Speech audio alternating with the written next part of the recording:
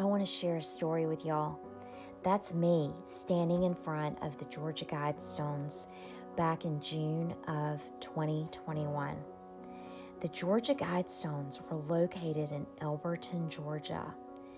Now, notice I use the word were because somebody came along on July 6, 2022 and bombed them. To this day, they still haven't found out who did that. And we're going to talk about that before we finish here. But I have to tell you a little bit about these Guidestones for those of you who may not know. So I was in the area interviewing somebody for my podcast, and I wasn't that far from the stones. I live in the state of Georgia, but I'd never seen these things before. So I said, since I'm so close, I'm just going to go by and check these things out. Now, to give you a little bit more context, Athens is the home of the University of Georgia. So for those of you who may not live in the state, I just wanted to give you that context so you could have an idea of how close these Guidestones were to Athens, the University of Georgia. There were 6 stones that were erected. You could see them behind me, and they were huge. These things were 19 feet tall, and some of them weighed as much as 20,000 plus pounds. Now, if you look around me in this photograph, you can see that there's not a whole lot there, and that's it. There's a lot of farmland around there, and there's a lot of woods, and other than that, they're in the highest point in Elberton, Georgia.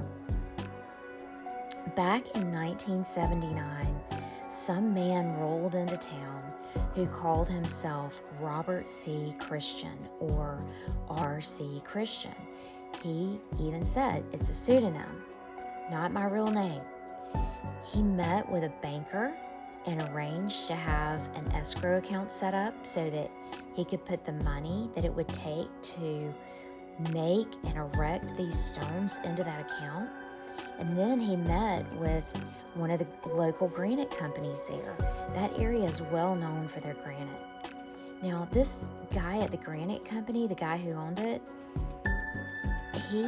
I don't think, based on what I've read, was really eager to do this project. So he gave R.C. Christian a really high bid on it, thinking that R.C. Christian would not want to accept that bid. But R.C. Christian said, yeah, he would accept that bid. So the man at the granite company went about doing his business, and on March 22nd of 1980, they held a ceremony where they dedicated those things. Had them covered up, pulled the cover off, and there they stood. And lots of people would come visit these stones throughout the years. Now, let me tell you some of the features about these stones. So I've already mentioned to you that there were 6 big stones that were erected. Again, you can see those behind me. And there were also some astronomical features that were on these stones. So you could look through one and see the North Star, or the celestial pole. There was a horizontal slot, which you can see that behind me, which indicates the annual travel of the sun. And then there was another little round hole that I remember looking at that would mark noontime throughout the year. Each one of these 6 stones that you're seeing behind me had 10 guidelines etched into them, and they were written in English, Spanish, Swahili, Hindi, Hebrew, Arabic, Chinese, and Russian. And I'm not going to read all of those to you because you can look those up and read those for yourself. But there was one that stood out to me, and I'm going to come back to that in a second because there's a couple of other strange things that I want to tell you about. So there was also a guidestone that was in place. It was a smaller stone that mentioned that R.C. Christian had been the author of what was written on these stones. And beside his name, there was a parentheses, and it said, a pseudonym den. Okay, I'm pronouncing it the way it was spelled. It should have been spelled a pseudonym, but it was Pseudonyn. Why was that spelled that way? If that man spent this much money getting these things built and erected, why wouldn't he have corrected that one stone with his name on it? I found that very strange. The sponsors were listed on, well, not listed, but another stone said that a small group of Americans who seek the age of reason were the sponsors for these stones. There was also a stone that indicated there was a time capsule underneath it, placed 6 feet below that spot. Now, what's really strange is they have dug under that stone that said there was a time capsule.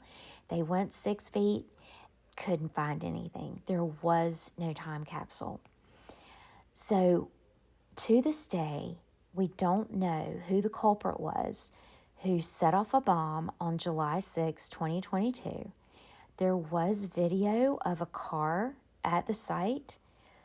The Georgia Bureau of Investigation was obviously contacted about this, but the very next day after these things were bombed, they came in with heavy equipment and leveled these stones. I found that so strange. If the GBI is investigating that, wouldn't you have put the yellow tape up and kept people from going in there and done a more thorough investigation of what happened? Now, I said that I was going to get back to what was written on that first guideline. So let me just tell you, it said, maintain humanity under 500 million in perpetual balance with nature. Now, there's 8 billion people that live in the world. Now, I was never good at math, but I can tell you this. If they wanted to maintain the population under 500 million, well, you know what would have to happen in order to make that possible. Now, my mind always goes to the Bible, and I thought of Revelation 6:8.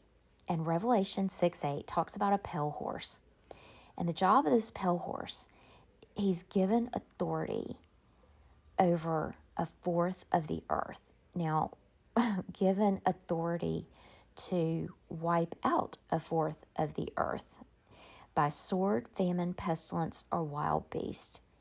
Now, could any of this be connected to the events that are talked about in Revelation? I don't know. I'm throwing that out there. But there's definitely some strange things about these Georgia Guidestones.